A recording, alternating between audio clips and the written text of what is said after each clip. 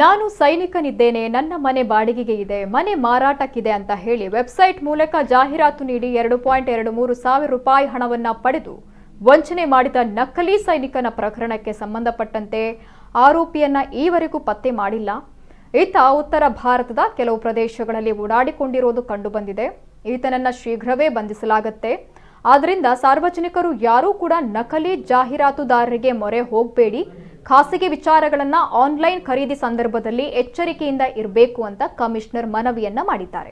ಬೇರೆ ಬೇರೆ ಮಿಲಿಟರಿಯವನು ಅಂತ ನಂಬಿಸೋ ರೀತಿಯಲ್ಲಿ ಕೆಲವು ಅಕಾಡೆಮಿಗಳ ಮುಂದೆ ನಿಂತ್ಕೊಂಡು ಫೋಟೋ ತೆಗೆಸ್ಕೊಂಡಿರುವಂಥದ್ದು ಆ ಥರದ್ದೆಲ್ಲ ಕಳಿಸಿ ನಂಬಿಸ್ಬಿಟ್ಟು ನಂತರ ಬಾಡಿಗೆಗೆ ಅಂತ ಮಾತಾಡಿಕೊಂಡು ಪ್ರಾರಂಭದಲ್ಲಿ ಒಂದು 50 ರೂಪಾಯಿ ಅವ್ನು ದುಡ್ಡು ಹಾಕ್ತಾನೆ ಇವ್ರ ಅಕೌಂಟಿಗೆ, ಈ ಅಕೌಂಟಿಗೆ ದುಡ್ಡು ಹಾಕಿ ಅಂತ ಹೇಳ್ಬಿಟ್ಟು ಇವರು ಫ್ಲ್ಯಾಟು ನಾವು ಇನ್ ಪರ್ಸನ್ ನೋಡಬೇಕು ಅಂತ ಹೇಳ್ತಾರೆ.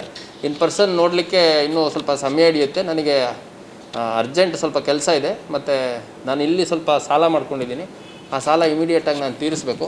ಹಂಗಾಗಿ ಸುಮಾರು 2,23,000 ಹಣನ ಇಲ್ಲಿ ಮಂಗಳೂರಿನ ಒಂದು ಕುಟುಂಬದಿಂದ ಪಡ್ಕೊಂಡಿದ್ದಾನೆ.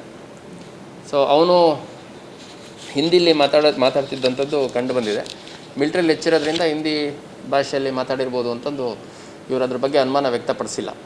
ಮತ್ತು ನಾನು ಮಿಲಿಟ್ರಿ ಇರೋದ್ರಿಂದ ನಂದೇ ಮಂಗಳೂರು ಮೂಲ ಅಲ್ಲ, ಮಂಗಳೂರಲ್ಲಿ ಒಂದು ಪ್ರಾಪರ್ಟಿ ತೊಗೊಂಡು ಇಟ್ಕೊಂಡಿದ್ದೀನಿ ಅಷ್ಟೇ ಅಂತಂದು ಕೂಡ ಅವರಿಗೆ ಕನ್ವಿನ್ಸ್ ಮಾಡ್ತಾನೆ. ಸೊ ಒಟ್ಟು ಈ ಒಂದು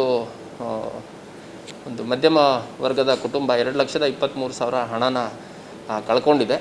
ಇದನ್ನು ತಮ್ಮಲ್ಲಿ ಇನ್ನೂ ಆರೋಪಿ ಪತ್ತೆ ಆಗಿಲ್ಲ ಯಾರು ಅಂತ. ಡೀಟೇಲ್ಸು, ಫೋಟೋಗ್ರಾಫ್ಸು ಮತ್ತು ಅವೆಲ್ಲ ಕೆಲವೆಲ್ಲ ಸಿಕ್ಕಿದೆ. ಬಟ್ ಸದ್ಯ ಉತ್ತರ ಭಾರತದ ಕೆಲವು ಪ್ರದೇಶಗಳಲ್ಲಿ ಅವನು ಓಡಾಡ್ಕೊಂಡಿರುವಂಥದ್ದು ನಮಗೆ ತನಿಖೆಯಿಂದ ಕಂಡು ಬಂದಿದೆ. ಇದಕ್ಕೆ ತಮಗೆ ಮಾಹಿತಿ ಶೇರ್ ಮಾಡ್ತಿರೋದ್ರ ಉದ್ದೇಶ, ಸಾರ್ವಜನಿಕರು ಯಾವುದೇ ಕಾರಣಕ್ಕೂ ಈ ರೀತಿ ಅಡ್ವರ್ಟೈಸ್ಮೆಂಟ್ಗಳು, ಅದರಲ್ಲೂ ಮುಖ್ಯವಾಗಿ ನಕಲಿ ಅಡ್ವರ್ಟೈಸ್ಮೆಂಟ್ಗಳಿಗೆ ತುತ್ತಾಗಿ ಹಣ ಕಳ್ಕೋಬಾರ್ದು. ಮತ್ತು ಫೋನ್ ಕರೆಗಳು ಮಾಡಿದಂಥ ಸಂದರ್ಭದಲ್ಲಿ ತಮ್ಮ ಕಾನ್ಫಿಡೆನ್ಷಿಯಲ್ ಇನ್ಫಾರ್ಮೇಷನ್ನು, ಪಾಸ್ವರ್ಡ್ಸು ಅಂಥದ್ದನ್ನು ಕೊಡಬಾರ್ದು. ಅದೇ ರೀತಿ ಆನ್ಲೈನ್ ಬೈಯಿಂಗ್ ಮಾಡುವಂಥ ಸಂದರ್ಭದಲ್ಲೂ ಕೂಡ ಫೇಕ್ ವೆಬ್ಸೈಟ್ಸು ಭಾಳಷ್ಟು ಇರುತ್ತೆ. ಅವುಗಳ ಬಗ್ಗೆ ಕೇರ್ಫುಲ್ ಆಗಿರಬೇಕು ಅಂತ ಮಂಗಳೂರು ಪೊಲೀಸ್ ವತಿಯಿಂದ ನಾನು ಮನವಿ ಮಾಡ್ತಾಯಿದ್ದೀನಿ.